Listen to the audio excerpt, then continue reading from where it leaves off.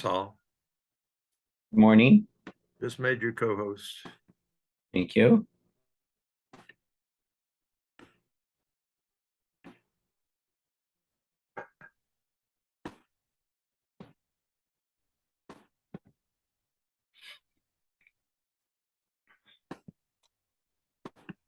Good morning.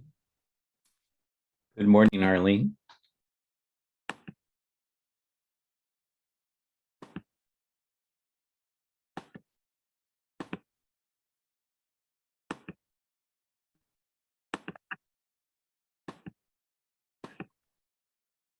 I can hear your mouse clicks. I'll mute myself. No. I'm done mouse clicking. I'm just getting stuff set up. Oh, almost. You sure have a loud mouse. Maybe it's just a good microphone.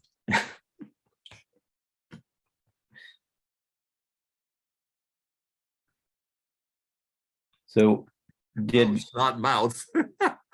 The transcription said I said you a loud mouth. I didn't mean that. I probably do.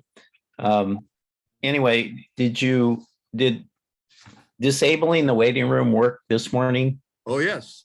Okay, good. I One did less not thing, have to one do less it. mouse click to make. Yeah.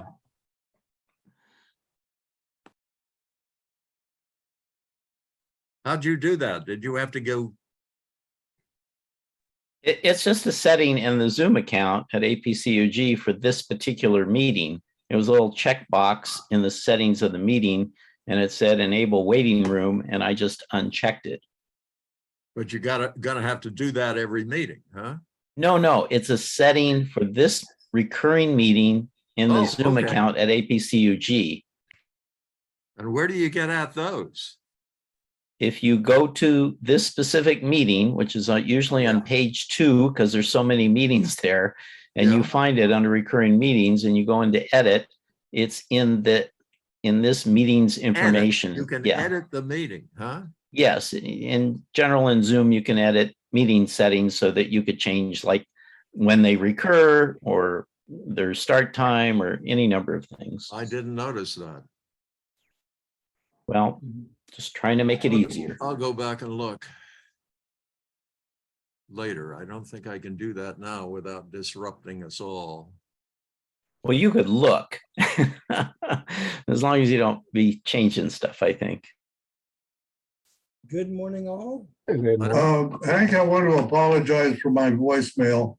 I just called you and thought it should be on, but you're on the time. And your voice level seems a little low compared to Saul's. I don't know whether other people were experiencing that or not. What seems low? Low? Your voice level. My voice level now. It Sounds good seems to me. lower than when Saul was talking. Sounds good to me. I think Saul's yelling, that's all. Yeah, David's voice level was low. I can bring up my level. Yeah. Say something, Hank. Say something, Hank. Yeah, okay, now you're fine. That's fine.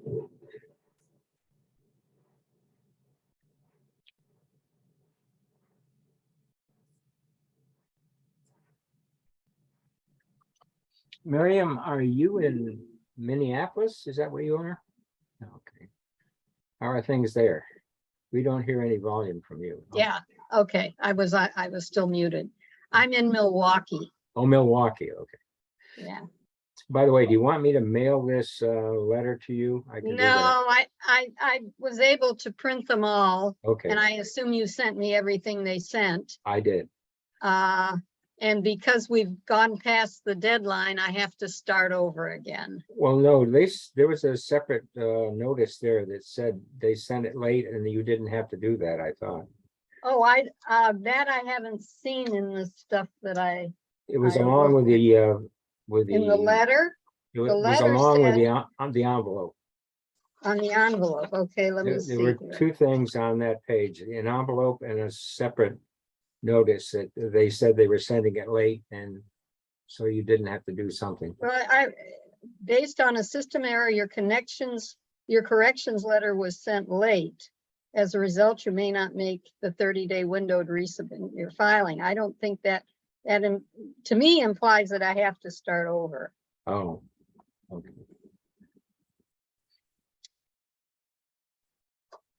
So, Well, thank you for staying on top of that, Miriam. well, it was my mistake. I gave them a PO box and they don't want a PO box. So if I may, I'm going to use your address, Stan, as our home, because if I use mine and they mail something to me, they might mail it to the wrong address. Yeah, and Okay, some things that that get mailed will not be forwarded if you have a forwarding address in mind. And with you, Miriam, I'm very familiar with this business of forwarding. Right, right, yeah. Well, we have a Nice. new person, Willie. hey, Willie. Hello. Have you been on, are you new to this group, Willie? Yeah, I haven't actually joined the group, financially yet, but I found out about this the other day at Mary Burns' class when David was talking, and I noticed Will was there. Yeah, I And think I I didn't got know it. the class. I didn't know the group existed, so this is just my first shot at it. Well, Willie, you have arrived at one of our monthly board meetings. So for the first, half hour, 45 minutes, we're going to be doing board stuff. You're absolutely welcome to listen in. You don't get a vote, though. Got it. If I pay my $15, I am over 50, so I know the rules. I did watch one of your meetings, your last meeting. I watched the video of it. And it's very, very interesting. So that's why I decided to join this one. Yeah, even if you pay your $15, you don't get contribute at board meetings unless you volunteer to be a board member. Right. So, But there will be a general question and answer session following the board meeting today, if you want to hang around. Yeah, Yeah. we do that every meeting. Because that's really the whole purpose of this organization, is to help each other with our computers and our smartphones and our dumb selves. it's always discouraging when our smartphones seem to be smarter than we are. So Yeah. Well, I see by the clock on the wall that we are at the appointed time and we have a quorum by my count. And so I'd like to call this meeting to order. And I see we have a guest in the shape of Willie. And Alice is all here. I apologize for the error on the agenda, the dates. I did make some adjustments to the agenda, but I forgot to change the date on the copy that I sent out. But anyway, the agenda is valid for today's meeting, even though the date is incorrect. And are there any proposed agenda changes that anyone would like to submit? Okay, hearing none, we'll move forward. The minutes have been sent to everyone, I believe, or they were available on the website if you didn't get them. So I presume you have them. Are there any adjustments to the minutes that anyone would like to propose? Movement. And Stan, just a quick question. You had sent me an email the other day, and there's something that you would just like to have included in the minutes. And that, did you want me to list the number of board meetings as well as list their names? I got an Oh, email. yeah, you got board members not present, 0, but you didn't indicate how many members were present. And I assumed So I that would- everybody could figure out that if there was nobody absent, that the ones listed above would be there, but I'll put it on. That's fine. well, it's a minor thing. I'm sure it could be figured out. It's just that I was looking around for the number present and it didn't show up. And it occurred to me that the number present should be there. We haven't done it for 7 years, but I can start doing it now. Whatever you'd like. Stan, I think the main relevant number was there enough to constitute a quorum. That's, Yeah, that's sort of what I was looking for. Whatever. Moving forward, accept the minutes to accept a motion to accept the minutes as presented. So So moved. moved. All Second. in favor of the Second. motion, aye. Aye. Aye. All opposed? Any abstentions? The motion carries. All right. President's report. Well, not much new. Things have gotten into a comfortable rut, I would say. And we continue to draw people from other groups as we associate with other groups. Where they're always welcome. And we even have our international contingent visiting today with Joan Edwards from New Brunswick, Canada. And so welcome all. That's about all I have in the way of the president's report. Will, do you have any VP comments to make? Yeah, I would like to show you a spreadsheet that I'm doing for members. I'm here if you need me, and if you need any advice, just call on me. Okay. Okay, Ray. Can you hear me okay? Yeah, I hear you fine. Okay, I'm going to show you a spreadsheet that I'm doing of people attending this Zoom session. If I can go to screen share. Can I do that, Hank? Yes, you should be able to do that, Okay, Will. all Go right. for it. Let's do that.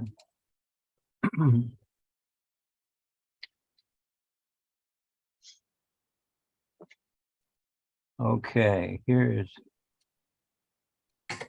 Can you folks see this spreadsheet? Yeah. Yes, yes, we Says can. SCG Zoom attendees. Let me make it bigger here if we can do that. Now I've got You can see it all. Okay, as you can see, I've got a listing of all the members and then also the non-members that are coming, and I keep a count of everything. And I have also a listing on the right of the Apple Mac people and also the SCG board members. So I meant to send this up to the board, and I can do that later. But this is something I'm keeping track of, and it may be useful. I don't know. It may be just busy work. But that's all I've got. I find, that looks very good. Good to see that. I'll send it to the Um, board members. Okay, All well, I right. have a comment. Arlene is spelled Arlene, and you Okay, should put me with the Mac people. I do not do Windows. okay, you're a Mac person. All right, good. I'm a Mac and Chromebook person. Okay, good. Okay. And will I have one correction? Yes, My last name only has one G. okay, Bagachi. all right, we'll fix that. Thank you. And Will, as long as we're doing that, my last name has an O, not an A in it. All right,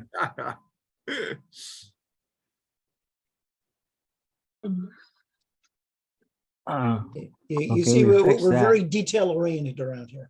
yes, indeed, and I'm glad to have this because it helps me fix any errors. I get to fix them. And McCall, not Macau.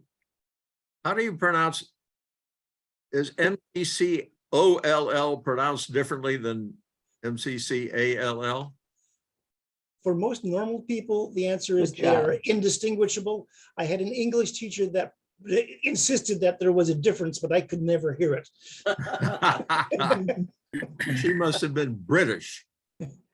I grew up in British Columbia and therefore am totally confused when it comes to speaking and spelling the English language. Okay, I guess I got it. Let me save they- this and we'll have it for next time. Good. All right. You're a neighbor to the north, David, or were. Or as they call him, that boy from overseas. Okay. How do I get out of this, Over sharing? the trees, not over the seas for Just put, No, click on, yeah, I there. got it. I got it. Yeah, okay. All right. I trust those name changes will work their way into the master database. Yes. Good, thank you. Okay. And I Thank you think for that, Will. I think I reported, maybe it was last week, that Sammy Olnick, I talked to her at Wesley Palms and she has some medical problems. That's the reason she hasn't been on for several weeks. Yeah. Tell her our wishes Okay. are with her then. Thank you, Will. That's good information to share.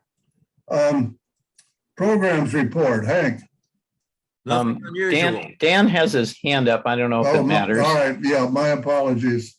All right, Dan, what can we do for you? You misspelled my name also. Oh, okay. Tell me what it should be. Eberhardt. Okay, EBERH. ARDT. Yeah. DT. Okay, gotcha. Delta Tango, huh? Right, got it. That's it.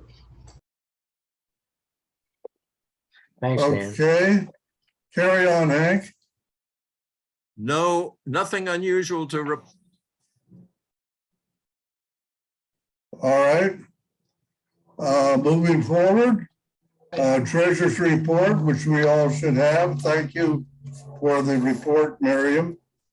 Right. For the record, I will just kind of read my email. We only had one transaction this month, which was that the California Secretary of State finally cashed a check that I wrote in May, but then said that I had done something incorrectly on the input and now I have to start over. And that's related to the 501c3 stuff. For Alice's benefit, the ending balance in the checkbook is $4,828.04. And in the previous month, it was $4,000, 833.83. Thank you. And that's all I have to report, although I would like to ask Will's membership report, which he hasn't given yet, but he sent to all of us, indicates 3 new members. And I didn't get any money this month, so I'm wondering if that's going to come later from PayPal or whether you're sitting on some checks. The latest member, I believe paid by PayPal. Okay, well, maybe it's still coming, but because I haven't had something from Do you get the PayPal announcements? Hank does. well, Hank gets them and then he forwards them to me. But I haven't been making an effort to save the names because I figured, okay, that's your job. But I think now maybe I better because I got to make sure that we're getting. And I don't recall a PayPal. Connie Vickers was Recently. the person. What's that? The last one. Connie Vickers was the last person, the new member. Well, I don't know. PayPal's good about forwarding the money. So I got one, I think, last month. And this month I got nothing from PayPal and there were no paper checks. Okay, I'll look and see if I still have that email from Hank. Yeah. Okay. But also note that 3 number doesn't mean that he got 3 in this month. He does it, and it's the Means that- total of how many we've had for the year. Oh, that's a cumulative number? Yeah. Right, So- so it doesn't Oh. indicate that there's 3 people have joined. Oh, okay. So forget everything I said. Yeah, that's what's confusing, I think. Oh, okay. Oh, I thought it was for this month. Okay, never mind. Oh, and one right. other thing, a personal note, I'm still in this brace for another 3 weeks, Okay, but my car finally got totaled. Oh, brother. Well, I'm glad because I didn't want it back. Yeah, right. no, it's better to, get a new one than try to make an old one continue to work. Right. And the other interesting thing is I bought it last year. It was 2 years old. I am getting more money than I paid for it. Oh, my gosh. Oh, Well, That's I because know, of this yes. crazy economy where there's Yeah. no cars to buy. So I am getting more money than I paid for it. oh, well, go out and enjoy buying a new one. Yeah. All right. Don't worry, Miriam. Joan Edwards has a comment. Yes, Miriam, Yes. can I pay you in cash or does it have to be by PayPal or check? Well, I don't know how we would deal with cash. I'm in Milwaukee and you're in British Columbia or someplace else. So cash is a little difficult. Oh, I will try to find a way to pay you in December when I am down in San Diego. And okay. I may be able to do it through my Wells Fargo account. If you have, another thing you could do is if you have like a Wells Fargo, I have Bank of America, but for example, you could send me the $15 and I would send it to PayPal and just do it through Zelle or Venmo. Yeah. How would I do that, Ellis? Just check with your bank because that's these young kids, they never have cash. They do everything that way. If you just would send it to me at my phone number and then I would send it to PayPal. Okay, Well, I will check one with of you the when wa- I get down there. Wait a minute. We don't need to send it through PayPal and lose 75 cents. If you're going to do it through, I'm set up personally to do Zelle and then I. Oh, can exactly. put it back All right. in. Yeah. I can okay. do that way too. Saul? So just to clarify for Joan, she can check with Wells Fargo. I'm pretty sure they support Zelle. It's a free payment service. And you just have to set it up and you'll have to know somebody's either email address or telephone number to send the money to, whether that's Miriam or whoever here. So you'll know where the money should be sent. Okay, I'll do that in December. Okay. There is another way, which I just stood up for, and it was very easy. It's called Venmo, VEN as in Nancy. Yeah, that's the other one I just Yeah, mentioned. Yeah. Right. It's the same thing. And all you have to do is Google Venmo and you'll be in there before you know it. Hank, would you maybe put that on the website under where you're telling how to join or send money? I don't see a need to. We already have. We Well, tell people they can mail a check or they can click below. and then it goes to PayPal, doesn't it? Yeah, But people that don't have PayPal, you don't You have don't need PayPal. PayPal. No, you don't need to All have you have to PayPal. do is go to our website and click. Right. Right. okay, Joan, that's something you can do, another option. Yep. Right. Okay, so there is a place on the website. So Joan in a foreign country could make a PayPal payment to SCG here in San Diego. Have you Correct. tried that, Joan? I'll take a look at that, Stan. All right, thank you. I think what Hank was suggesting is you could also use a credit card. You don't have to have a PayPal account. I have both. Oh, okay. Look at the website and see if you can do it that way. Appreciate it. All right, thank you. I move that we Um, accept the treasurer's report. Second, All in favor of the motion, aye. Aye. Opposed? Motion, abstain, motion carries. Thank you very much. All right, we did the treasurer's report, right? Okay, Hank, Miriam, treasurer's report. All right, Will, have you anything further to say on membership? Yeah, let me show the membership spreadsheet. Let me go to share screen.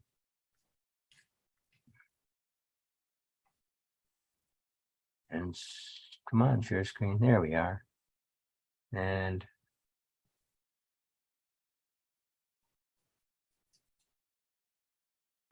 I think this is it.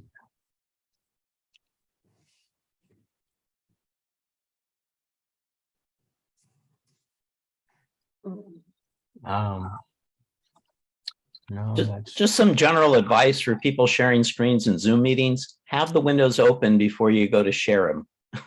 I did. At the beginning of the meeting, I did at the beginning of the meeting. and click on it. No, I can't find it. I don't Yeah. think I can find And it. don't lose them. Yeah.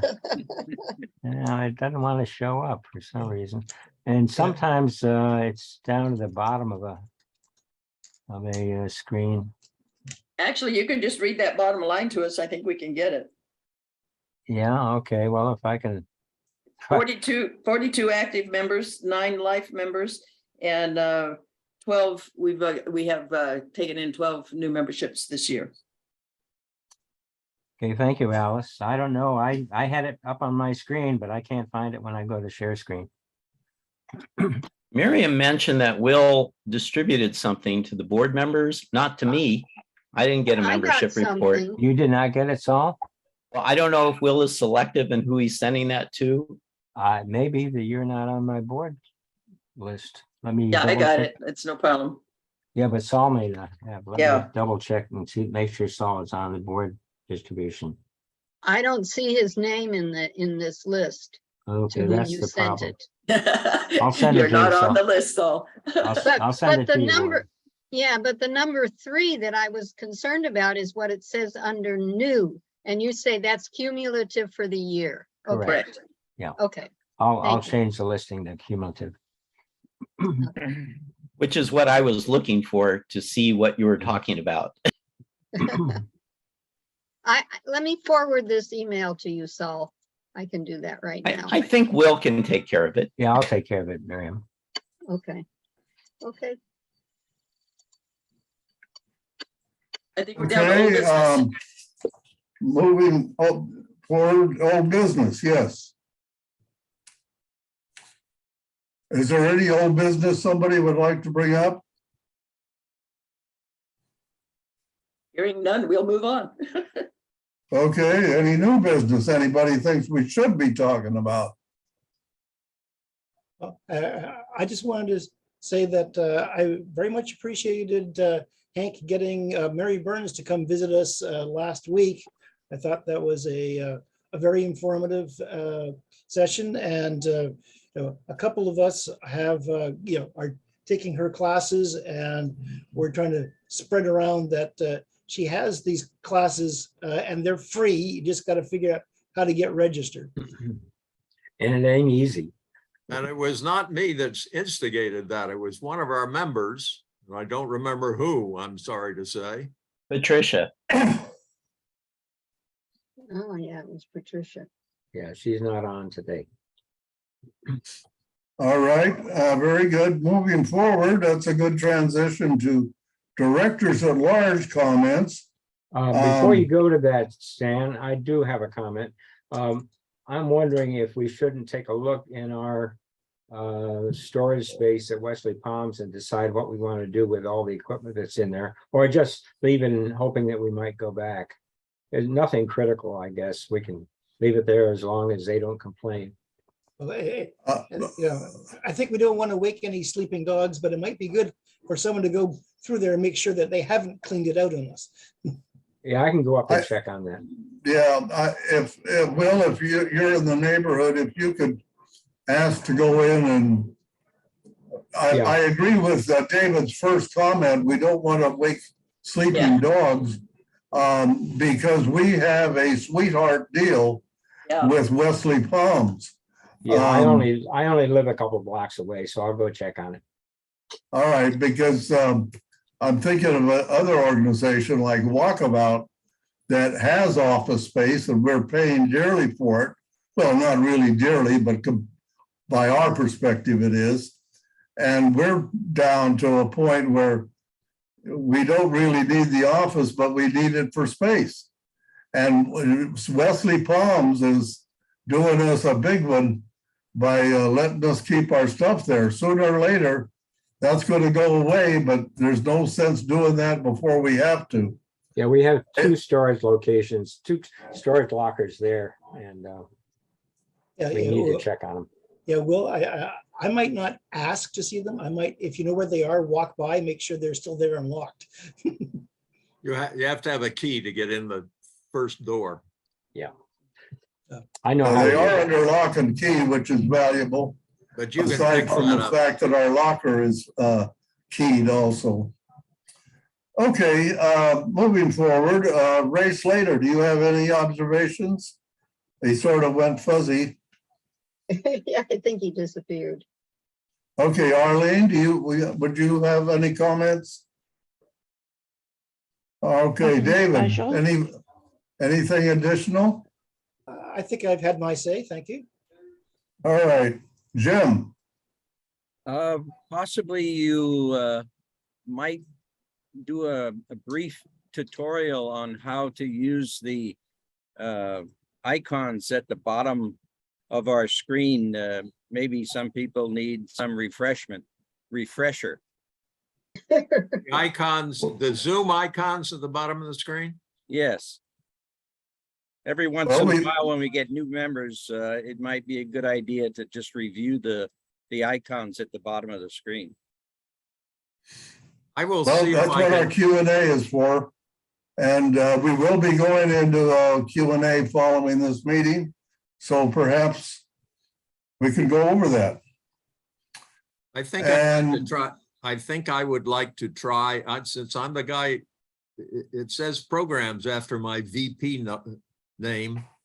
I'd like to make that a program if I can, but it might be difficult because I'm not sure I can record the screen, that part of the screen. It may disappear if I record a Zoom meeting. I think there is a setting to keep the screen, to make the screen visible. And I see Ray is back with us. Yeah, Ray, okay, Ray, we passed over you. Do you have any comments for the benefit of the group? Nothing special. All right, thank you. And Saul, do you have any other observations? I'll just say that I did attend the APCUG webinar this past Wednesday. Ran a little long, but anyway, it was a three-topic webinar. First on genealogy with Sue Muller, who presented our group, did a good presentation again on that. And then there were two more, basically by John Kennedy, who went over various categories of utilities, many of them which were free, some paid, that he likes, and then followed by Judy Talor, who went over a variety of her various programs that she liked. So anyway, it was a good webinar, and they're having, I think, one the last Saturday of this month, a Saturday safari. I'm not sure what that's going to consist of, but I'll keep you informed for next month's webinars. So, and Saul, There's Hi, a Saul. Zoom. There is a Zoom webinar. I think it's August. No, I'm wrong. Yeah, maybe it is August 17th about hybrid Zoom session, which we have, that I'm going to attend anyway, because if we get back to Wesley Palms, that's what we'll probably end up doing. Who is sponsoring that one, Hank? I think it's Zoom. Okay, thank you. and Saul. All right, David has a question. Yeah, I just wanted to ask Saul, since you went to these things and were told about all sorts of utilities that they recommend, filtering through your viewpoint, anything that you'd like to share with us about what you think we should look at? Well, that was about a 3-hour webinar. And I don't think we need to do it in the board meeting, David. I agree. I was just saying that if someone goes to these things and finds out something useful, please share it. Okay, I will say that eventually, which might be a month or so from now, APCUG does post these on YouTube on their YouTube channel, which means that anybody can go there and watch them. For the people who attend the webinars, they also send out a presentation, the presentations themselves. And so if it were like PowerPoint or PDF or something, people who attend it would get those.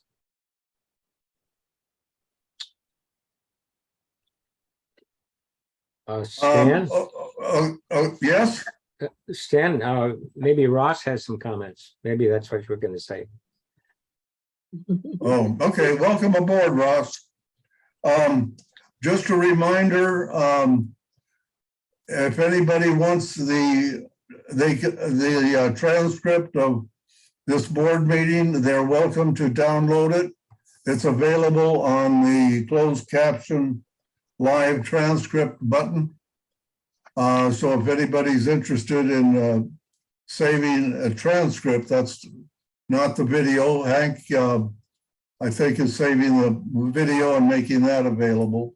But the transcript is available now for you to save individually. Just like any other meeting, it will be on the website by the end of the weekend. Right. Okay. Thank you. All right. Next meeting is September 10th. And I think we will adjourn at this point and turn the meeting back to Hank and Will for Q&A. Okay. People, if you have a question, and we'll field it, or Saul, if it's a Mac question. No hands, no hands. Look, Ma, no hands. I have a quick one. I didn't have time to raise my hand, but probably just directed at Ross. Does anybody know if there's a way to create a group in Outlook? Where I work at the senior computer group, I mean, at the Rancho Bernardo Senior Center, AT&T restricts us to only 75 emails in one group to send. And so when I send over 900, I have to do it 12 times.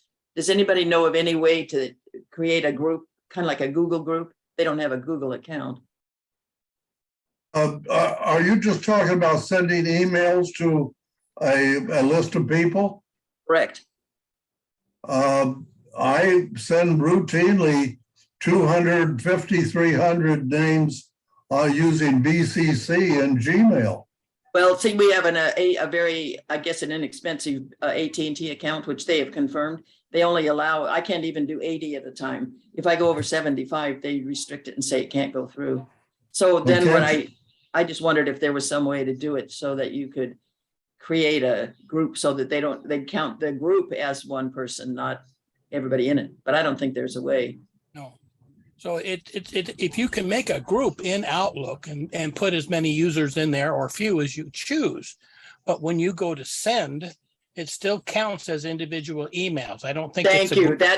Okay. I kind of thought that. Thank you. That Okay, confirms so it. let me speak at that in a moment. You want to be really careful when you're sending out those groups, because when you get on the blocked list, because you are then considered a spammer, Yeah. it's really difficult to get you off.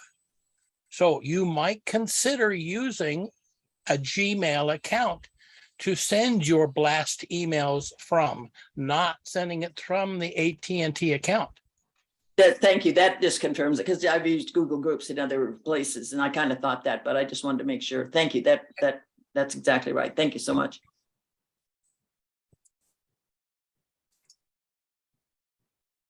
Okay, any other computer I questions? wanted to ask Willie if he had any questions since he's a new joiner for this morning.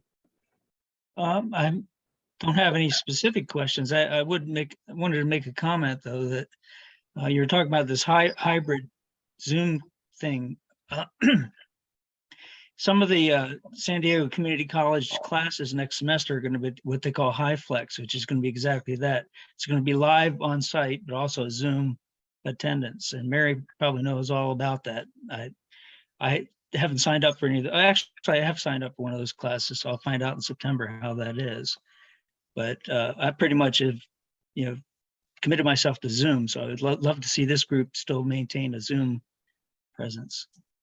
Yeah, Well, we we- have people that will never show up if we just move back to Wesley Palms and do not Zoom. We'll lose them. Well, that would be me, but that's. It's kind of NC hard to commute from Canada to San Diego just for Saturday mornings. Willie, can I get your last name and maybe you might tell us a bit about yourself? Yeah, well, let me just change my name. I wasn't sure what your protocols are, but I'll just stick it up there.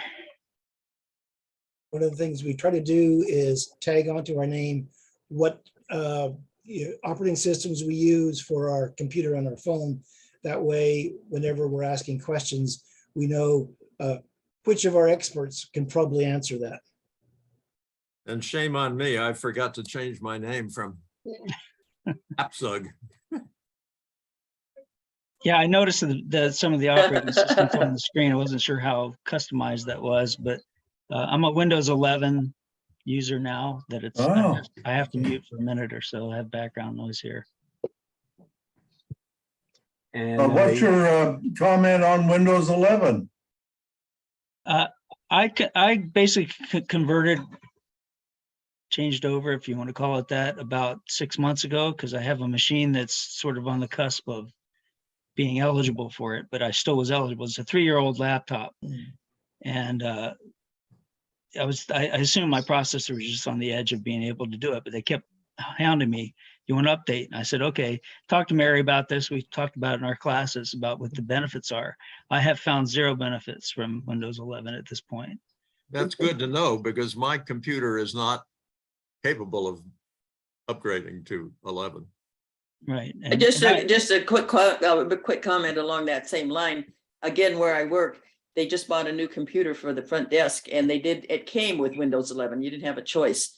And yet where I work, I'm on Windows 10, and it's just kind of interesting. And I was actually pleased. There's not a whole lot of difference with Windows 11. I'm not going to convert, but just an ironic thing. Both computers use the same printer, and we do thank you letters. But we've discovered that on Windows 10, you put the envelope in the printer one way, and on 11, you have to do it a different way. Same printer. Interesting. Oh, you gotta love Microsoft for that. Yeah, you're right. You're right. Oh, it might be the printer driver, David. Well, it's. but We it- adjusted. Yeah, when I said there's no difference, I meant functionality. Yeah, I mean, right. obviously you can have your tiles in different places and your home screen looks different. There's a lot of differences, but functionally, I was hoping to see a functional difference. And I personally think that the only difference is the Edge browser. Is the Edge browser works with Windows 11 differently than it did with 10. Right. And I'm not really sure if it's an 11, but I know when I upgraded to 11, all of a sudden the Edge browser was sort of the focus of their effort. They pushed a lot harder.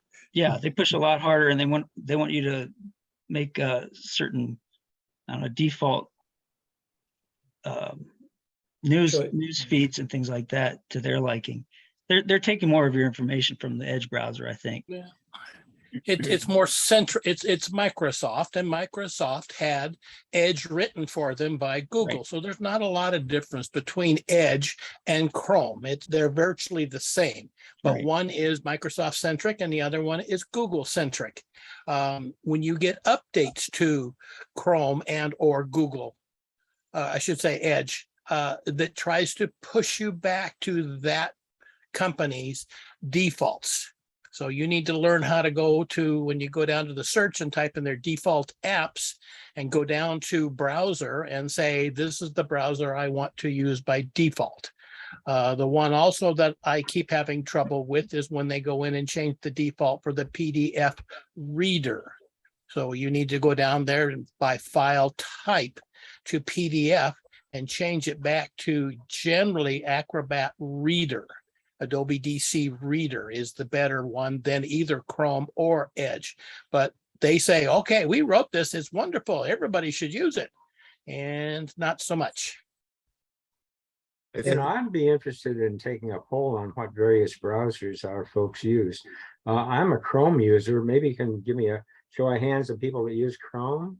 Mhm. 1, 2. Do you mean 3, as 4. their primary one, As their Will? yeah, as their primary browser. Yeah. Yeah. Oh, well, it depends on where I am. I Yeah, use yeah, because several. I Okay. use it, I have a Windows 11 and I use Edge. I have a Windows 10 and I use Chrome. Okay. How about Edge? Anybody use On my Edge? Windows 11. With Windows 11, you got a couple. So- Safari? So if you're on an Yes, Apple yes, device. Yeah, yeah, Apple, yeah. Apple device use, sorry. Right. But you could What have other Chrome. browser am I missing? DuckDuckGo is great. Firefox? Vast has their own. Oh, There's a ton of Firefox. them. Yeah, that's right. How about Firefox. Firefox? Brave. What The was that Brave one? browser, Brave browser is one of the more secure Brave? ones. Oh, Brave? Yeah, Brave.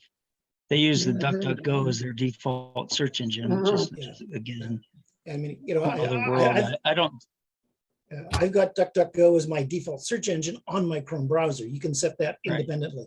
Yes. So And what I tell people is that I don't tell them never to use browser X or always use browser Y. It depends on what you're doing. So if your bank does not work well with Edge and you need to use Chrome, then you need to go over and use Chrome for that particular website for your bank or wherever. There's not much real difference in the way they do things. It's what you are more familiar with. I use multiple browsers every day, including Safari, depending on what device I'm in and what I'm trying to do. So again, just so everybody knows that Edge was written for Microsoft by Google. So it is very, very similar to the Google Chrome. It is based upon saying, for all the defaults, we're going to use Edge versus using Chrome, or where you're sending information to and where your defaults are, it's more to Microsoft in Edge than it is in Chrome. But you can go in and change those to say, I want this as my search engine. And when I click here, go there. And when I open my mail program up and I click on a link, this is what browser I want to open up. Now, you can spend time and should to get those set the way you want, but be aware that when you get an update for the programs, either Chrome or Edge or Windows, they will try to push you back to using their program. Ross, do you have a preference between Chrome and Edge? It all depends on what you like to see and the way you are used to using it. Most of the time I use Chrome, but again, I use Edge, Firefox, Brave, or if I'm on Apple device, then I'll use Safari. And again, it just depends on what I'm trying to do at what time. But every day I will use each one of the different browsers. But most of the time I'm in Chrome. To say you should always use Chrome, I won't do that because it depends on what you want to see and what you're familiar with using. And- Chrome has a password keeper, which I have used quite a bit. I like that. So does Edge. I can Yeah, go so to it. does Edge has the Edge. same thing. Yeah. Yes. Saul. What the password managing program works very well. The issue I have with them in the browser is that when you open up Chrome and save a password, they go over to Edge. It's not available. It's only in Edge. So my choice is to use the program called LastPass. And then it has a plugin for whatever browser I'm using.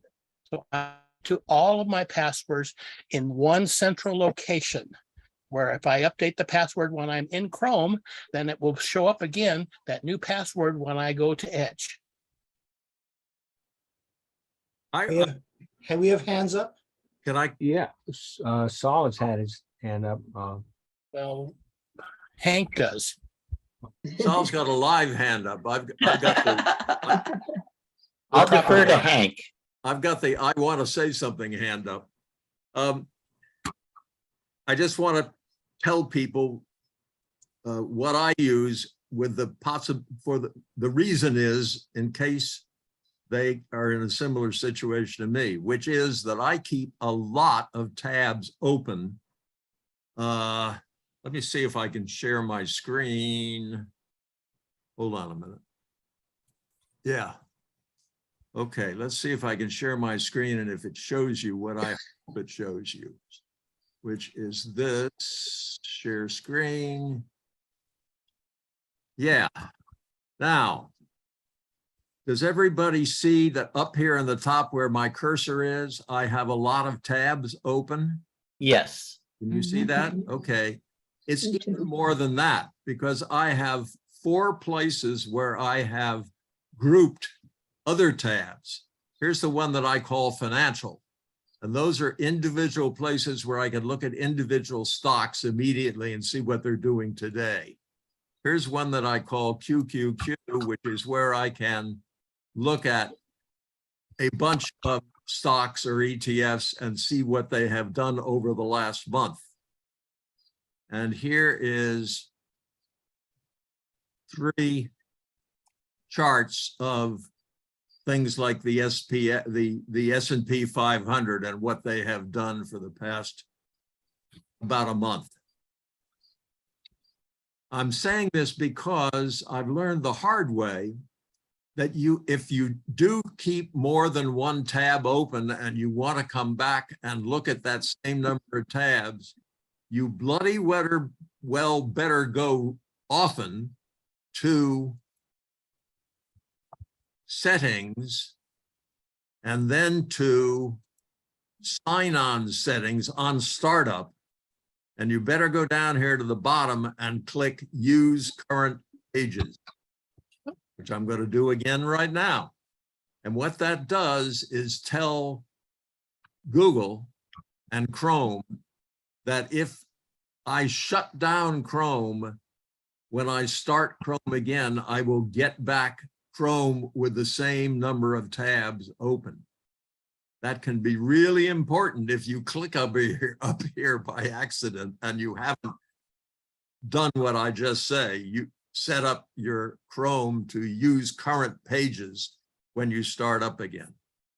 It can. Hank, when I have a lot of links, a lot of on my browser, but I don't know they're all open. In fact, I don't think any of them are open except the ones I click on and open. You're talking about bookmarks, Will, I believe. Yeah, well, that's what Hank has up there, right? No, those are all open pages. Here are the across the top, very top of the screen, Will. You're still looking at this. I'm talking about open. Oh, okay. They are up here. You're talking about. Yeah, you're right. You're right. Now, doesn't that affect, Hank, doesn't that affect your? There are all my bookmarks. You know, I can come down here and open my bank account or open my PayPal or my other bank accounts, etc. And here, doesn't having all of those open affect your computer speed? No. Well, yes, it does, but it does not to my detriment. I can see. And anything that Ross you having a heart attack here when I said no. No, it does have an effect, but you are willing to accept that change in performance because you want to have ease of being able to click on each of those tabs and have that page open up directly. But it does have an effect on performance and the amount of memory that you have open to run applications by each one of those tabs that you have open. But again, it's pay me now, pay me later. It depends on what you want to do with your computer. Yep. Here's the last email I got from Will, which I get by just clicking on AOL, and that's the one that happens to be open. Okay, I've said my piece. Thank you all. I'll stop. Saul, let's talk to us, Saul.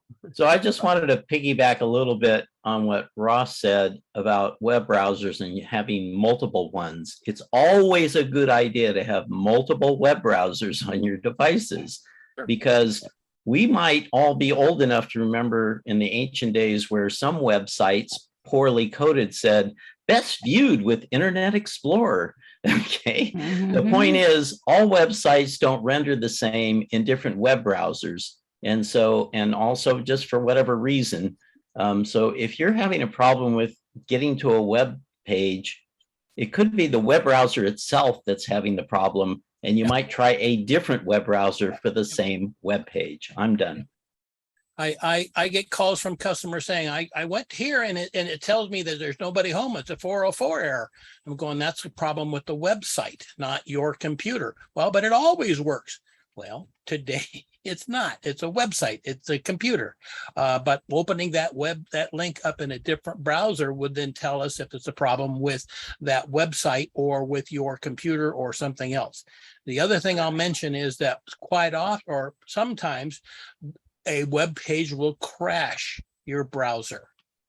And then it closes and you go to open it up and it comes back and says, do you want us to open all those pages back up again the same way you had before? And I tell people, don't do that because something crashed your website. And when you say open all those pages back up again, you could get yourself into a loop that goes back to that same bad website and then crashes your browser again. But if you need to get back, like what Hank says up there, saying, I really need to get back to those pages I had open, then carefully click on that and just be aware that it might crash again. Okay. David. Yes, I just wanted to say that one of the things that I heard that was a difference between the Google Chrome and the Microsoft Edge was that in Edge, they had a thing where you could have tabs open, but they basically, effectively sort of put that thing to sleep so that it wasn't using as many resources in the computer. And so it was easier if you didn't have a computer with like 16 gigabytes of memory to have lots of tabs open. But it's one of those things that whenever if I'm going to be doing a lot of things, I will often check my task manager to see how much memory I have available and how much resources I'm using. And sometimes just closing a bunch of stuff that you're not using makes the rest of the computer work a whole lot better. Right, right. A setting that when somebody says my computer's running really slow is, yes, we'll go into the task manager and see what's making the computer slow under performance. And you can also do the same thing with memory and see what's using up all of the memory. Because if you look at the computer, like you're sitting at a desk where the file cabinet is a hard disk and the top of the desk is what you're looking at. And then you have your screen, again, that you're looking at there, but you've only got so much space available on the top of your desk. When you run out of RAM, the computer has to decide, what am I going to put away? And so that I can get some RAM back to run this new program that you just asked to run. So there, yeah, Hank is showing that he's got 86 web pages open and it's using 4 gig of RAM. And 50. So if you don't have 8 to 16 gig of RAM, you're going to have a performance issue. And that's saying it's 53%. So I'm figuring you must have around 8 gig of RAM. Actually, probably more because there's at least 2 or 3 that's taken up by Windows itself, I think. No. So again, the first line is under apps says Google Chrome. Yeah. So Google Chrome is taking up, yeah. 3.2 gigabytes of RAM. Okay. Not Windows or anything else. Okay. Click over to performance and let's have a look at the total RAM. Well, okay. Yeah, he's got 16 gigabytes. He's using 8.4 total. Right. Yeah. Okay. All right. Now, Hank, since you've shared your screen, before you click off, could you Sorry. go back and show us settings under Chrome, please? Wait a minute.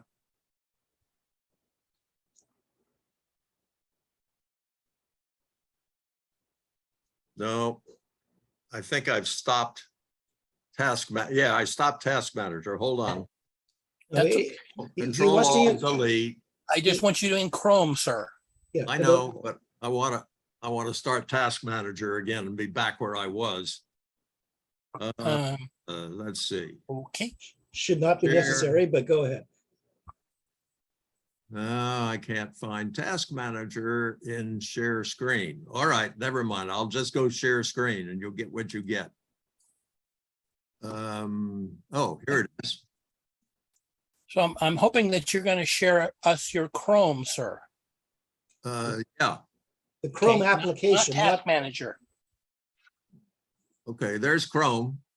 No, I want you to show me the Chrome browsing program, not Chrome in the Task Manager. so stop share and share your Chrome browser. Wait a minute, let me stop Task Manager, all right? Great. So X upper right-hand side. yeah, There you go. okay, now what? Chrome, Yeah, the Chrome browsing program. get your Chrome browser open and then share it. Wait a minute. Here's my Chrome browser. I'm now sharing. I got to get rid of this. Okay, all right. All right, Great. now, can you go up to the three dots on the upper right-hand sides, which will take us to Yes. settings? Yes, sir. Thank you. Now, okay, scroll down to system. There Yep. you go to system, right?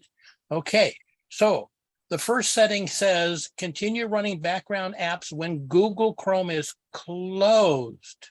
So even though you say I'm running out of memory, my computer's running slow, I'm going to close Chrome so that I can get all that back. Google says, no, we don't want to close those because it'll be slower for you to get back to those web pages again when you open up Chrome.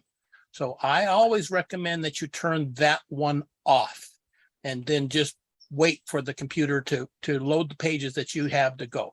The next one on hardware acceleration, it does seem to be better when people are having performance issues or other issues with the system, you turn off that acceleration. So the way Hank has those set is the way I would recommend. If you're having trouble, then you can go into the system settings and then turn those two off and then see how your performance is.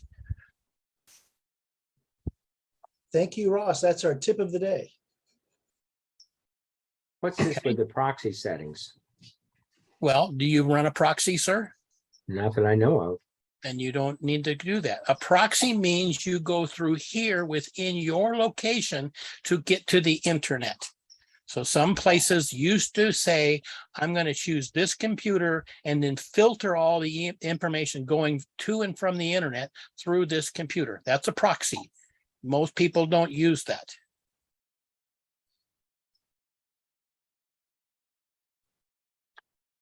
Okay. Willie, Billy, Yeah, I have a situation, a conundrum, maybe a question.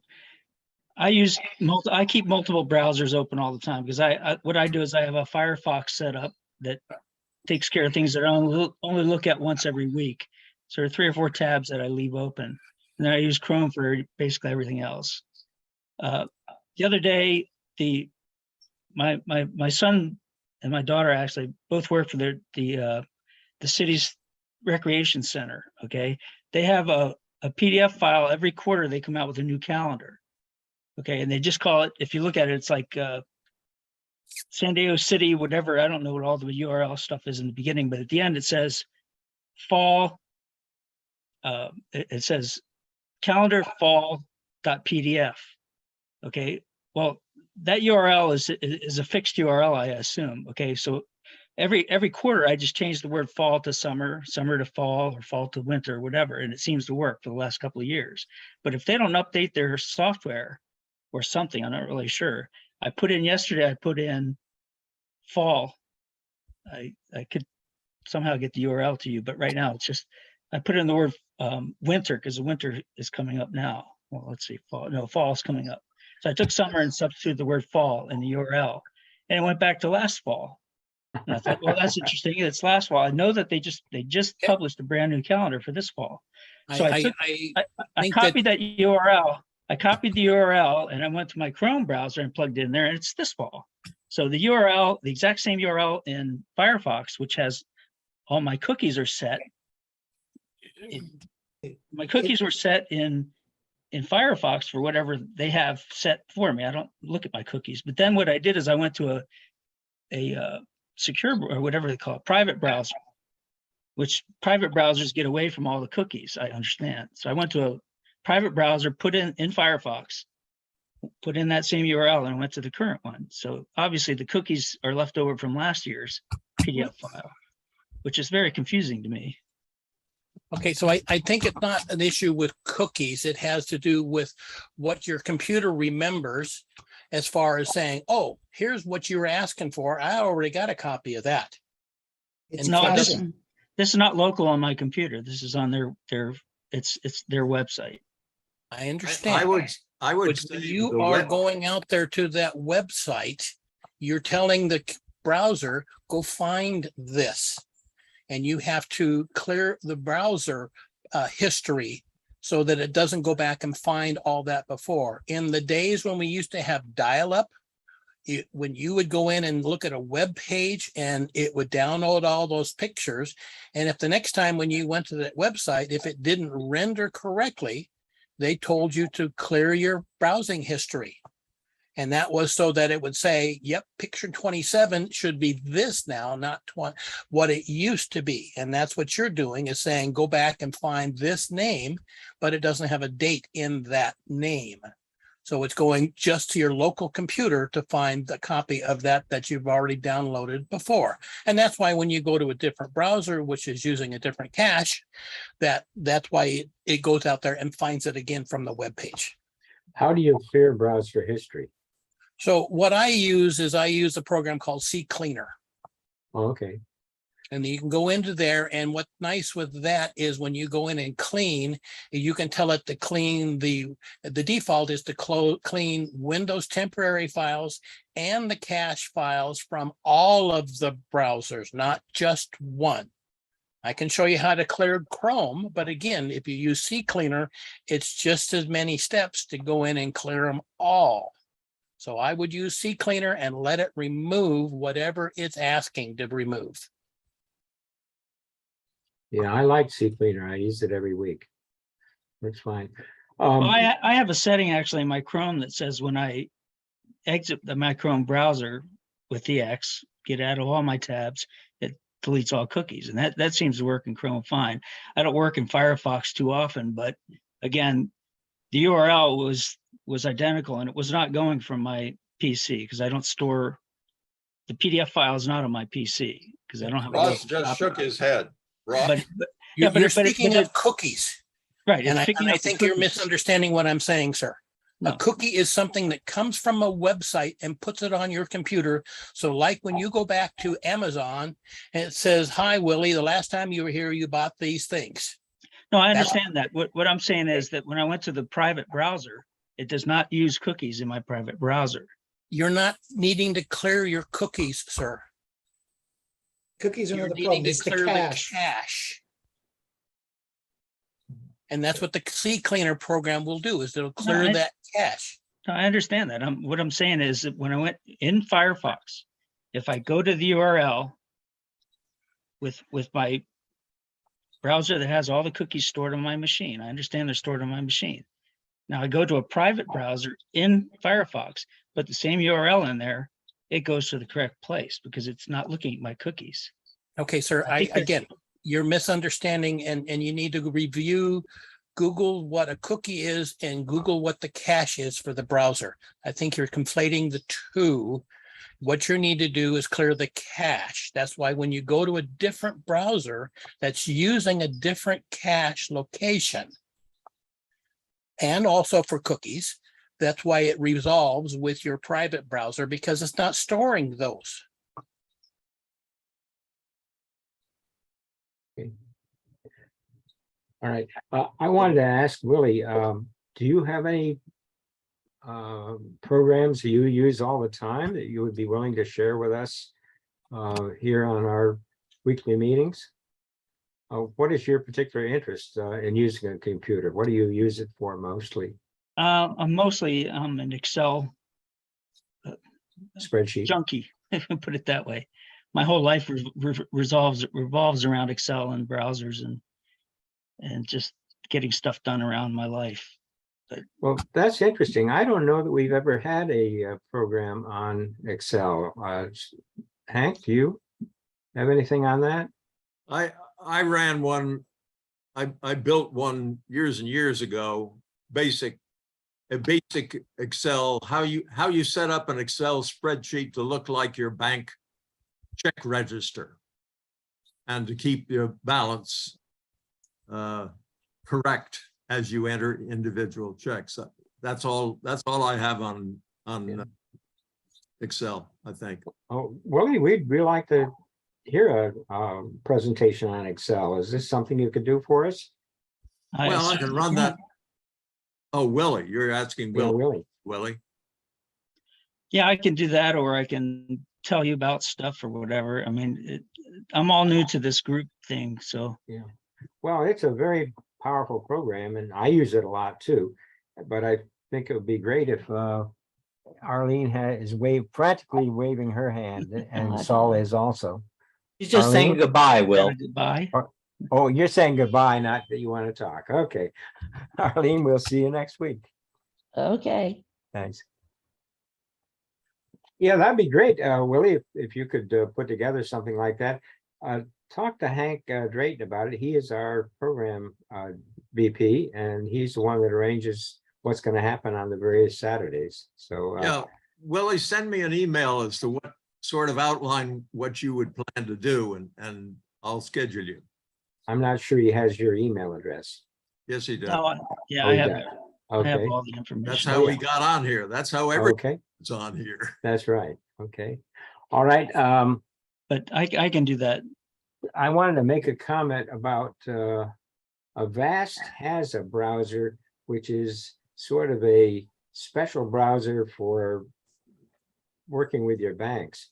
And I'm not sure what the details on it, but it comes up and says that it's I've forgotten the exact words, but it's sort of a privacy browser that will protect your data much better. I don't know if anybody else has ever used that. I haven't used it. I've seen it come up and tell me, you can use Avast. I've forgotten their special name for it, but it's sort of a secure browser. So And if you use Avast security system. I would have you Google for that and look for Avast and selling data. I think they're one of the companies that was found to be selling data that was harvested by their browser. Now, they've said they have stopped that, but again, I would have you Google for that and see if that's still going on or what the article says. The second and probably the most important thing is I would have you check with your bank and say, what should I use? And if they say Avast, then that's what I would use. If they say use this one, then I would use that one, not just pick one on your own to go out and try. Okay, thanks, Ross. Some Hank? some banks have websites that are designed to work best with this browser or that browser. Right. Because they use some of the tweaks that browser does well. Right. And I've worked with them where there's a tool that they would have you download. It's been a few years, but it would do it when you ran that tool, it would shut down any other communication operations going on between your computer and the internet and locked it so you only had that one session to the bank. So nobody else could be watching and nobody else could be in there and doing anything. I helped the customers with that, but my remote tools that I had when I would be working with them and we brought their new tool up for security, it shut me down, which is, I understand it. And that's what's a good thing, but it's, again, I would have you, if you're concerned about that, which you should be, check with your bank. Thank you. Hank? I have a suggestion for Willie about finding the right fall, winter, spring, etc. I suggest that you bookmark the page on that website, which is the place where you would normally click the schedule. And from now on, go to that place and then click show me the schedule, and then you'll get what they think is the most recent one. I disagree, sir, because it's going to have the same name, because the website is still using the same name of fall. And if it's still using the same name as fall and it finds a copy of that in your computer, in your cache, that's what it's going to show you. That's why you have to clear the cache. Oh, okay. Ross, can you, sometimes you can do a reload the page and will that avoid using the cache or not? I don't think so. Okay. That it's Let- supposed to go out there and get the latest version, but again, the way the web pages were set up years ago, it would go set out there and say, okay, this web page needs, when I'm looking at this web page, here are the things that it's telling me I need to have. So it looks at your local cache first. It says, I find this HTML, I find this Flash, I find this PDF, whatever it is you're looking for, it finds that first. If it's in the cache, it'll use it from there because it doesn't need to download it again. The only way to do that is to clear the cache. And forever, if you've been told that there's a problem, you're saying I'm having a problem, excuse me, I'm having a problem looking at a website, the first thing you should do is to close your browser, clear the cache, open it back up again, and then go back out there, which forces it then to re-download all of those things that the web page is looking for. Ross, if you just close the browser, will that clear the cache? Nope. Nope. Okay, maybe I missed it. Did you tell us how to clear the cache? Yes, you said you like to use the program, sir. CC Cleaner. Oh, CC Cleaner, yeah, okay. But there's no way from the browser to clear I'll the share. cache. That's not Yeah. true. You can, but Yeah, each browser has a different way to do it. yeah. So Okay, why would you go through each browser and do it when CCleaner does it in fewer steps? good Well, let point. me give you an update now, because in the meantime, I went back to my situation. And I opened up my Firefox browser, and unfortunately, I had a system crash or upgrade or whatever happened that Microsoft had to reboot, which resets all my browsers to their defaults. And it went to the current fall calendar setting. And I couldn't get back to my last year's fall calendar setting, which is unfortunate because it was nice to see a year ago. But the city does not keep a running record of their calendars. Okay, you get 1 year's worth and that's it. It rolls over to the next year. So unfortunately, I lost. I mean, they have it there obviously because my cookies or cache settings knew how to find that information from before. Again, I don't download it to my machine. I never downloaded it to my machine, but the cookies obviously. Yes, it did download to your machine. It downloaded in the background. Well, that I didn't know about. Yeah, every time you get something, it brings it to your machine and then displays it. If there's a copy on your machine in your cache. Okay, so I didn't know that. I assumed that a So website there's was. two different things that you're speaking of, sir, and the cookies are not what your issue is. No, I said cache. Items that are in the cache. Right. Well, obviously, when Firefox reloaded, it deleted all my cache. Is my point. Because I just did it 2 minutes ago, and when I reloaded Firefox, it took like 30 seconds for each page to load in.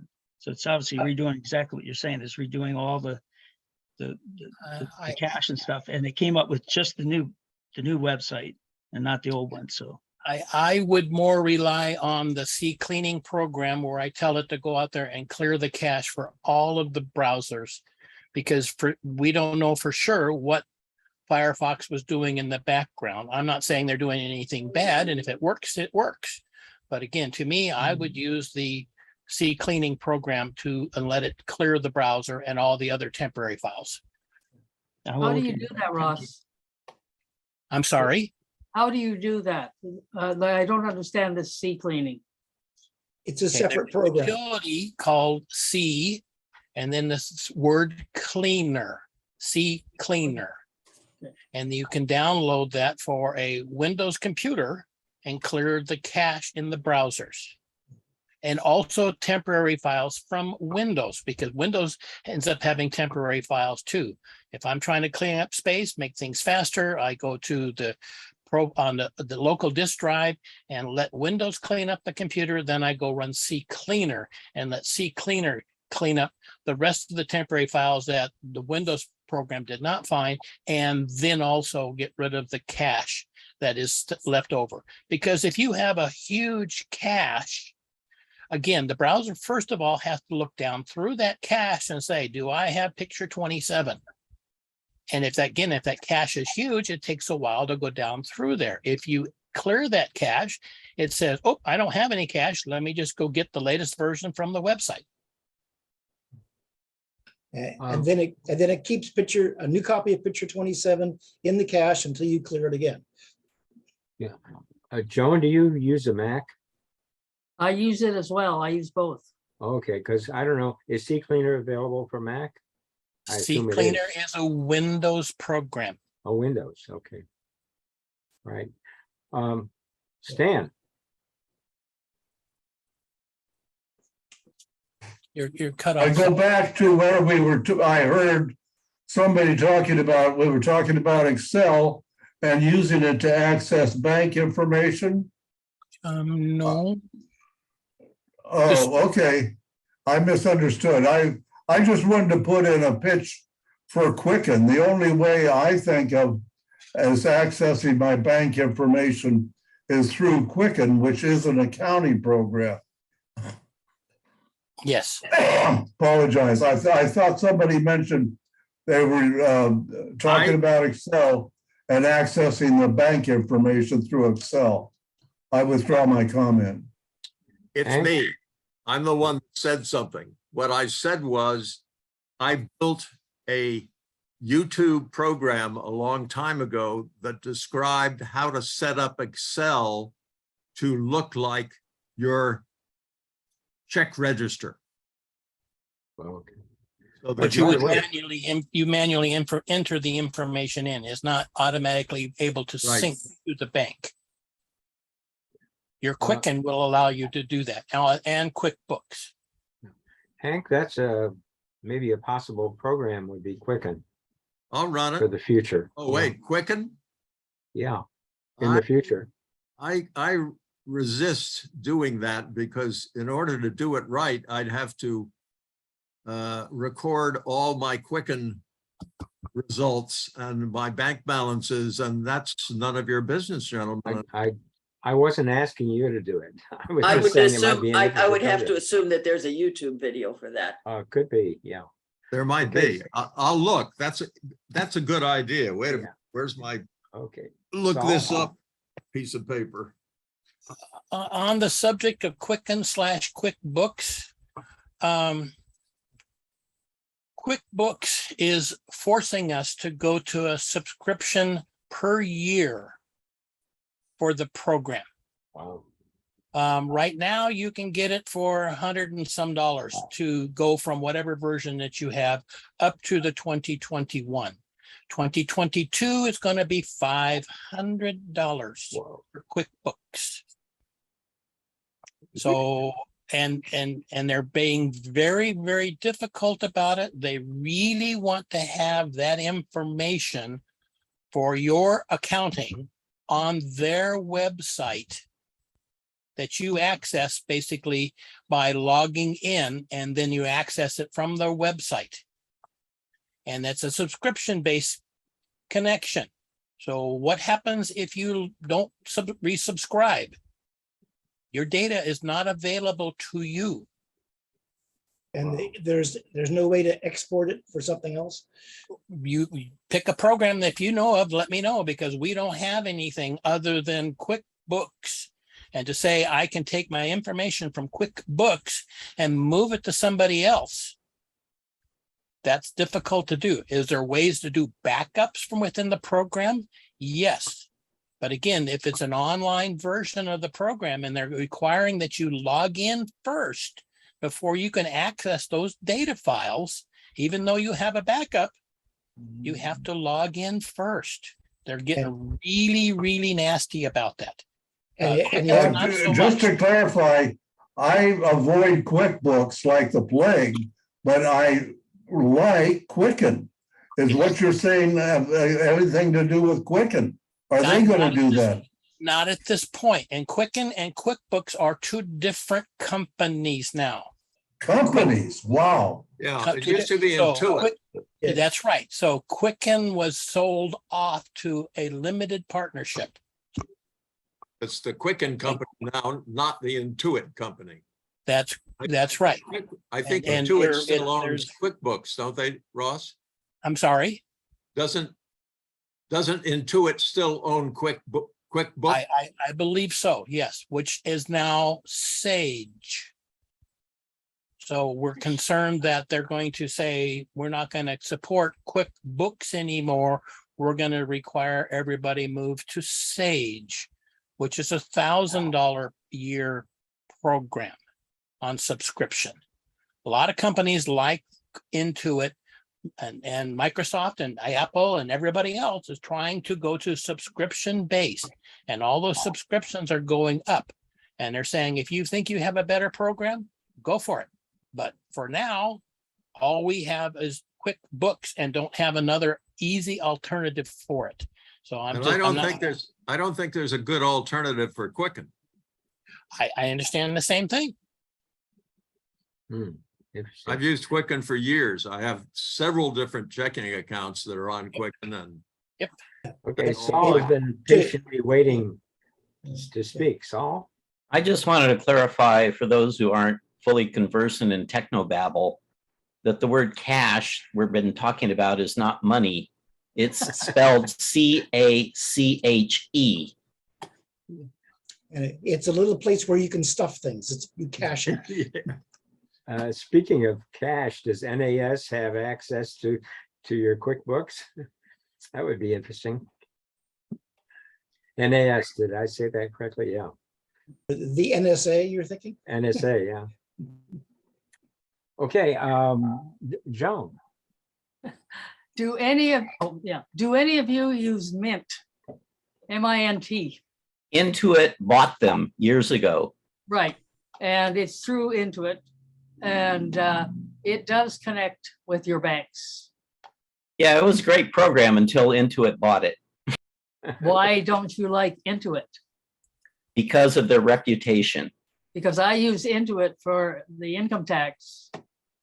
Always. TurboTax. Yeah, they're big. TurboTax, Mac tax, whatever. I'm just saying they're not a very user-friendly company. Yeah. I have to disagree. To your choice. Wow. Yeah, I'm sure that everything is usable. Whether they're friendly is when you get into trouble, do they help you? Yeah, I had a problem with that with TurboTax with them. Yeah. Okay, Willie. Yeah, I wasn't sure how long these Q&A sessions go, but I have one of my spreadsheets that I designed on my sheet in the background there. If you want me to share it with anybody at any point in this time, it's just a shopping list, but it'll exemplify what Excel can do for people. sure, go ahead. Well, Hank, do you want to set this up for a separate presentation time? I may, but Yeah. not now. You're just going to show us the spreadsheet, right? Go Right. ahead, Willie. Share your screen. Good time for a preview. Okay, let's make sure we can get to food store list.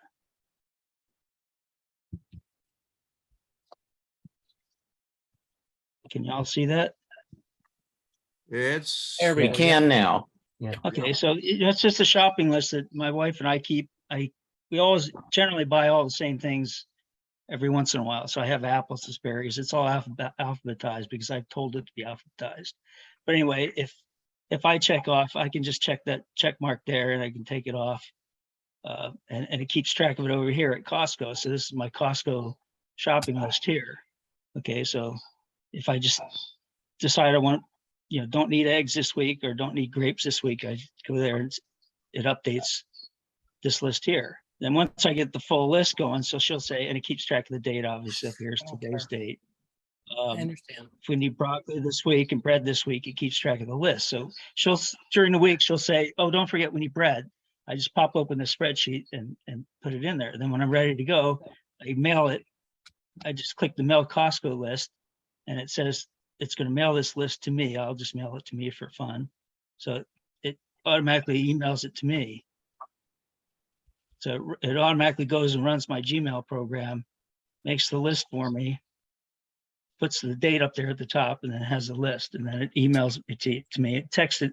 I can also choose to text to her or text it to me or whoever. So that's just a quick and dirty way of doing it. And then that is a very complicated and looks to me to be very useful spreadsheet. When you put a check mark in the box for bananas, does it decide whether you're going to go to Costco or Vons or whatever your columns are? Okay. Yeah. So let me go back to list. I like to always make a big go back to. So I can put over here in this column over here, I can just choose which store it is here. It's got a drop down list for the stores. I can pick Sprouts or Smart and Final. Oh, and it I keeps see. track of the So- Smart and Final. So if I want an avocado and I don't like Costco's avocados and she's planning to go to Sprouts, say, or Smart and Final, then right over here and needed Smart and Final avocado shows up there. And then when I mail that, if I click this link, it will, well, it won't mail it to that yet. I haven't finished that. But I can mail that link. I can mail the link based on the store she's going to. So if she wants a list for Sprouts, then I make a list for Sprouts. And I'm not trying to be, like she all the time goes there. I'm in a wheelchair, so I don't get to the store too often. So she basically does the shopping. So I do the list, she does the shopping, and that's the way it works here. Sounds like a great division of labor. It's worked out that way, but I still work on cars because I can still get under the hood. So, and I cook dinner. Oh, She good. buys it, I cook it. Anyway, I yeah, generate, that's one of thousands of spreadsheets. I think I have 3,000 spreadsheets that I've developed over the last few years. Well, I think that would be a great topic. This one spreadsheet and a little work, a little tour through how you put it together would be an excellent presentation. yeah, I think a primer on it, Willie, would be great on Excel to get people started who's never worked with it before. Right. And Yeah, some of the, I can do that. yeah, early stuff. This is much more complex than I think most people would be interested in when they're first starting out. Oh, absolutely. But this is Yeah. the kind of thing that it's actually not that complicated of a thing to do. Yeah, but this is Once a you get into wonderful it, but- presentation of what is possible Exactly. to do. you know. Exactly. And in Yeah. fact, in terms of the financial stuff, there are ways within Excel to actually go out to banks and get the information and put it into Excel. And they've been kind of jockeying with Quicken and those kind of accounting software things to be able to do that, because they're all competing with one another for people's business. So Office 365 is what I subscribe to. And they're constantly competing with Google with regard to Google Sheets. They'll come out with a new function and Excel will come out with a new function to do stuff. But I'll just give you an example. You were talking about stocks. I can write in MCD, which is McDonald's stock here, right? Can you see that? Yeah. Okay, then I just can go up here to data and then stocks. And it goes out to the stock and it says, well, it doesn't know what MCD is, unfortunately. I can't see it from here, but oh, there it is. Hey, there it is. McDonald's. So I can't, because my screen, oh, maybe if I minimize you guys here, let me get rid of that. We're seeing your screen. Don't worry. Right. I know, but I couldn't see it. So here's McDonald's Corporation. Now from this little tab here, you can pull down 52-week high, 52-week, all the stuff that percent change. So it's gone up 1.2%, 1.12% since yesterday, I assume. I don't know if that's yearly or monthly. I don't deal with this, but I just know that I use this for like universities. You can put in like UCSD. And from here, you just go to data. I know this is a lot of stuff, but here. Willie, is this stocks icon on the regular Excel? This is all on, well, I use 365, so I'm not sure what versions Oh, okay. this allows for, but I don't think I've ever seen it. I don't know. I've ever right. Well, looked for it either. they slowly roll it out to everybody. So Yeah. I might speak on that. Office 365, a subscription service, as the new things come out, they put it into the version that's on your desktop, whether it's Excel, PowerPoint, Word, whatever it is. If you have, say, Office 2021 licensed version, they do not roll that out to there. They really want you on a subscription. They're rolling out new things, just like Willie mentioned, that they only have available if you are subscribing to Office 365. So if you want the newest and greatest, you have to subscribe. If you can say, nope, I just need it for basic stuff, then the licensed version is fine. Interesting. Willie, you were talking about a special browser. Are you talking about a VPN setup? no, when I mentioned Brave browser, it's a standard browser. It's just Oh, okay. Brave. It's a according to Mary Burns, it's a more secure browser than others. And Yeah. it doesn't track all the same stuff that Chrome does and Firefox and obviously. And- But it's not compatible with some web pages because some of the web pages are trying to gather information from you. And if you won't provide information to them, they won't play with you. Right. So it depends on, what it is you're willing to give up and what you want to see. But I use the Brave program almost every day to use a couple different things with it, and it's a good program. But Brave does not have cookies? Is that what you're saying? I'm not sure if it will let you store cookies, but again, it tries to limit the information that it gives to a website Okay, when you browse there. all Yeah, right. I don't know how to unshare my screen because I can't get back to the Zoom. Oh, here, You're there. If you can- Oh, I'll turn it off. There you go. Thank you. Let Okay, me ask a thanks, Willie. question. Let me ask a question. How many here would find a presentation on how to look at stocks and their prices from two different points of view worth the time? I see one shaking head. I see one hand. not me. So that's a one no and one yes and 9 not interested. Okay, I'll take that off my list. Okay. But I other- really like the idea of Willie doing a presentation on some of the things that Excel can do, because a lot of people know the basics, but just nothing as complicated as what he's got. But I think that would be an excellent. He and I are gonna have some conversations on that. And Willie, the first thing would be, I would just suggest that you kind of think about what you would like to talk about on a particular Saturday and what spreadsheets you might use to illustrate that. Send me a copy of that spreadsheet and then I might have some suggestions and I might just say, yes, please. Here's Okay, what version of Excel would you be using if you wanted to look at this? I'm using Excel 2010, I think. Ooh, Because that's that might pretty old. limit some of the stuff that I can. I mean, the basic stuff, obviously the basics can go back to, And I would like to see- 1995, but I would like to see a presentation just on the basics of people who have never used Excel and why they should use it because what it can do for you. Right. And then I think a separate presentation on the advanced features of Excel. well, the stuff, a lot of the stuff that I use it for is my own personal use, like that shopping list. I have a shopping list, I have a to-do list. I keep track of the weather, my bank accounts. I do manually because I don't like to be able to access the banking system through my computer. So I can look at my bank account on their website and then just copy and paste to my local machine. But that's not really spreadsheet stuff. That's more. I even use it for calculations when I get up into numbers that are bigger than 1 million. It's much easier to use Excel with those big numbers than it is trying to do it on a small 4-banger calculator. Right. So it all depends on how complicated people want to get, but there's like 4 different levels in Excel. There's the basic spreadsheet where you do your calculations, like you're saying, where you can keep track of things. It's actually pretty good just for a listing of things. Like I said, shopping list.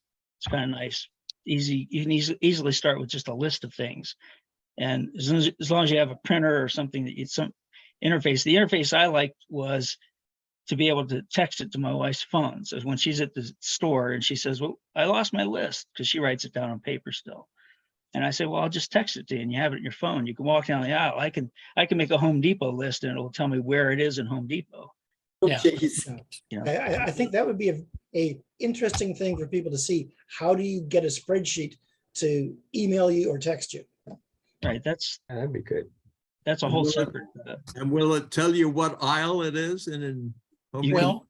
you can get that from Home Depot. Yes. Yeah. So what I normally do is I'll take other people's data, because Home Depot will send you a list. They'll Yep. send, like, if you make a shopping list, it'll tell you what aisle and what bin it's in.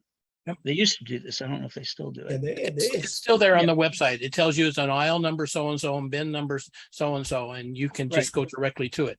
To Right. me, if there's only a couple of things that I want and I can find them that way, then I just have them will call it. And I just walk in the front door to the will call and pick up the items there. I don't need to traverse the store. Right, right. Perfect. Or Yeah. they'll bring it out to your car.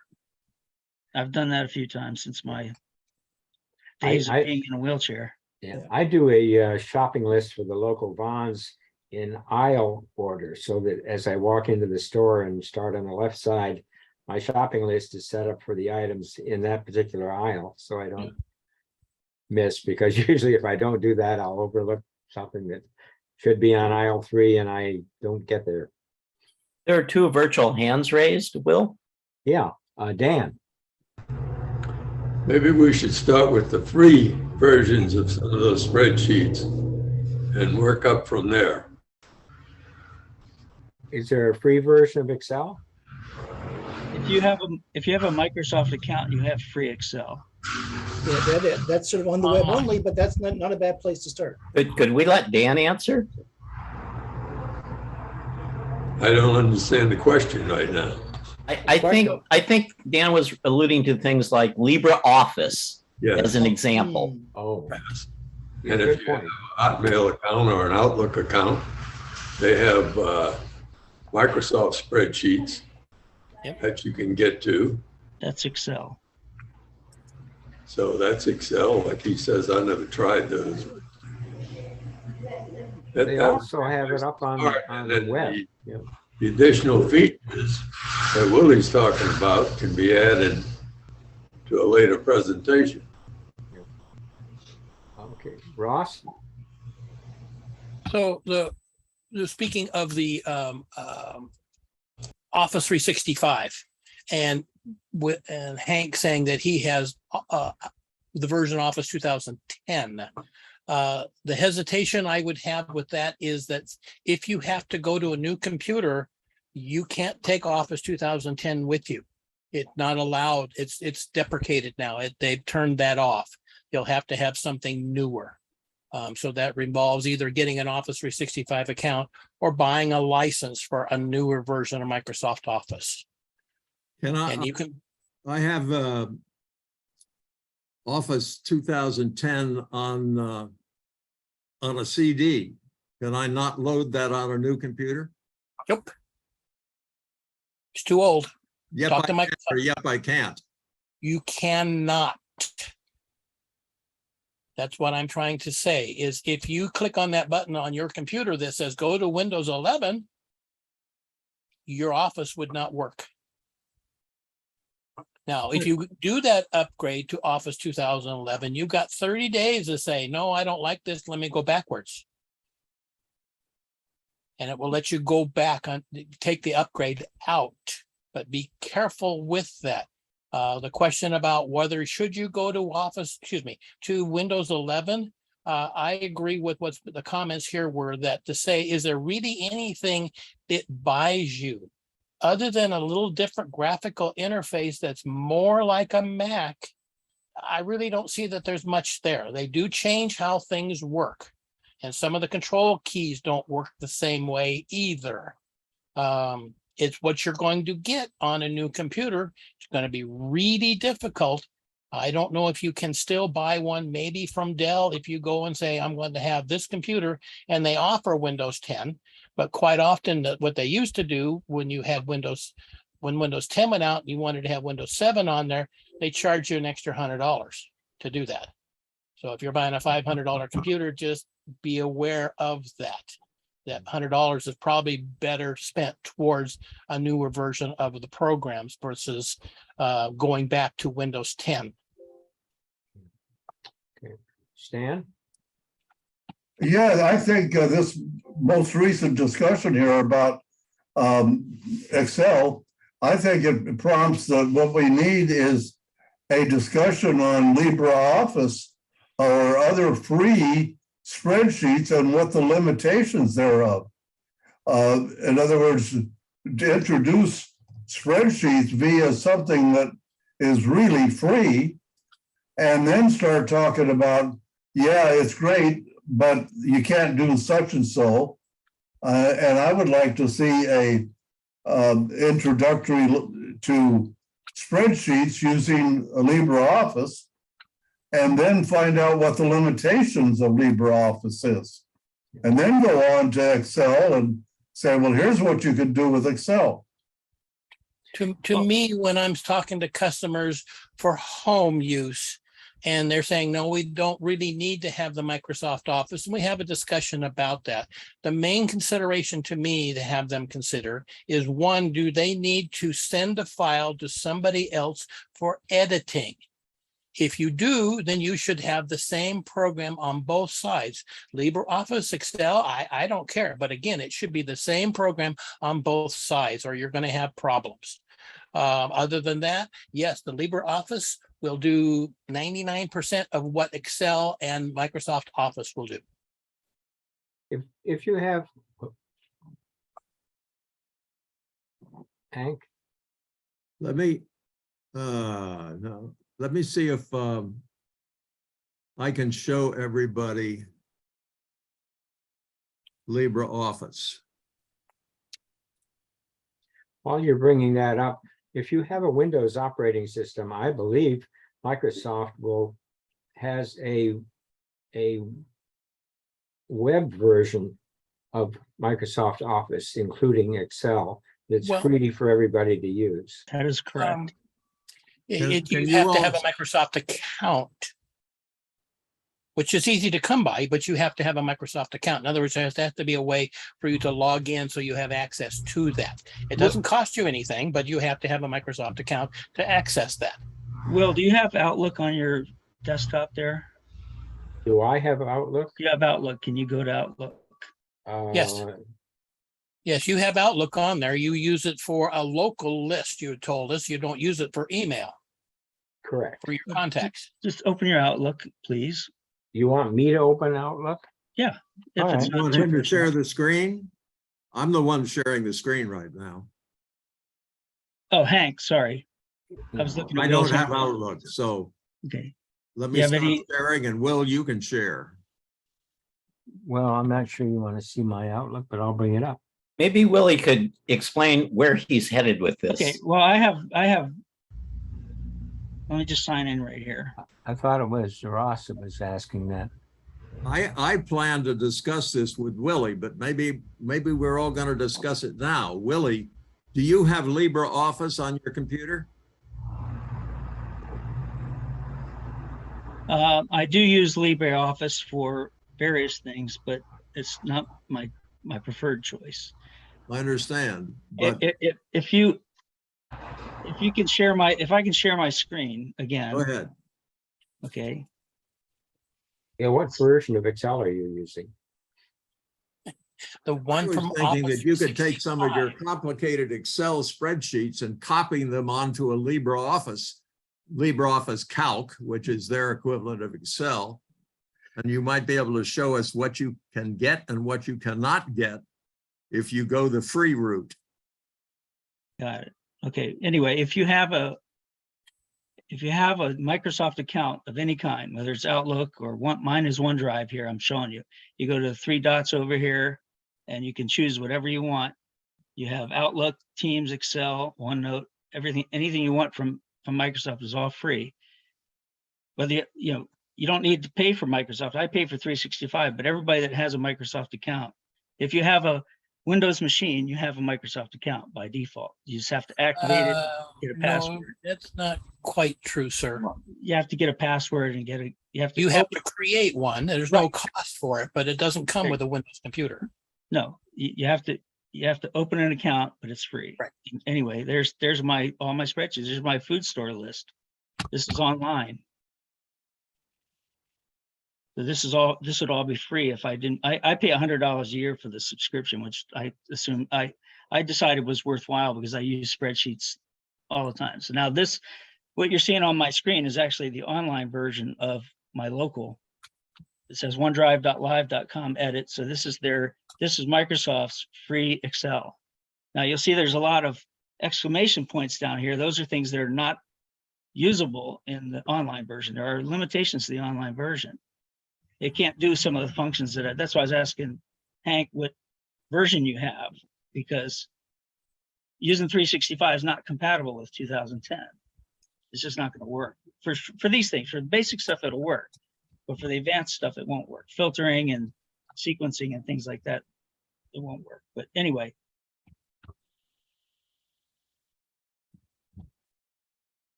Okay. I guess I'm out of it. Will, you've got your hand up. Yeah, I think I just forgot to take it down. Well, it's afternoon. It's 12 minutes afternoon, and we usually quit around noon. Anybody have anything more to say that they just can't wait till next week? Just a quick announcement. Thank you all for being here. This was a good discussion. I just want to mention that I have tested positive for COVID, but I have no symptoms. And so I am self-isolated quite a bit. When I do go out, I do go shopping, but I wear a mask. And that's the only thing I do out public, but I'm hoping for a negative test. I'm going to take a test again tomorrow, but it's not, the only way it affects me is I'm self-isolating more than I did before. Will or Stan, with no symptoms, why did you test? I was in a challenging environment June 31st. And then the following Sunday, I was going to have lunch with my dance group. And I thought, well, I felt fine, but I thought, well, I was in a situation. So I'd take a test and it came out positive. And so, of course, I canceled the lunch and I've been self-isolating since. And I'm taking a test every 5 days or less. For instance, a cleaning lady comes on Monday. And so I'm going to take the test tomorrow, Sunday. And if it's still positive, I'm going to call her and tell her that I'm testing positive. And I understand that so long as it's positive, I can be contagious. So I'm just taking that into my planning. Lots of caution. Good for you. So I have a friend also whose wife got it, and she now no longer has any sense of smell, sense of taste, and she's having trouble with hearing the low frequencies. The high frequency she can't hear, the low frequencies does. So yes, the new version that's out, the COVID that's circulating, isn't as deadly, but it is still a problem. I've heard of asymptomatic tests though, COVID, where people, the test says that you have it, but it's asymptomatic. There are no symptoms at all. So I don't know if the problem is a test or what it is. Well, my understanding is that if you test positive, you can be contagious. Yes. Just because you do not have symptoms. I have absolutely no symptoms. My walk schedule is the same as it has been. Yep. And so I'm just isolating, that's all. They have come out with some new guidelines in today's paper you may want to read. Right. Says you don't need to isolate if you don't have any symptoms, but wearing a mask is always strongly recommended. Okay, I'll look that up. Is that in the UT? Because I was Googling that question and the consensus I got is you can be contagious if you test positive and are asymptomatic. As of yesterday, I think it was the Center for Disease Control released new guidelines saying if you have no symptoms but are still testing positive, then you should mask, but you do not need to self-isolate. Which okay. Kind of why not isolate? But that's what the new regulations were saying. They just don't, it just looks to me like they're trying to let us get back to normal life. Yeah. And saying that it's getting getting one of these diseases is worse than getting a cold or the flu, but it's still along the same lines that you still need to go on with life. Well, that information makes me think that what I'll do is advise Martha that I have tested positive, I have no symptoms, and if she would like to come, I will simply stay in my office and she could do the rest of the house. Yeah. And, you know, be semi-self-isolated. Both masking would be better. Yes, I would do that, yes. The tests, as I understand, depend upon how many times they magnify whatever it is. And I was told that if they magnify it more than, I thought it was 20 times or something like that, it'll show up as positive regardless of whether you have COVID or not. But they may have those tests under control now. How do you do that with a self-test? The test I took is a home test with a little strip, and you swab your nose and put it in a little tube and swizzle it around and squeeze it off. And It's an antibody test, not a PCR test. yes, antibody test. It's done at home in about 30 minutes is all it takes to do it. Well, thank you all for the feedback. I appreciate it. How many times did you test, Dan? I've tested with the home test 4 times now. Okay, yeah, because I wouldn't trust the first positive. Well, I've tested 2 positives. And so each time I take a test, I take it one time and react to it and wait 5 days or less if I feel so inclined and take it again. Okay, everybody, I think I'm going to cut this off. Okay, folks. thank you. See you next week. Bye. Bye, everybody. Bye-bye. Aloha. Mahalo.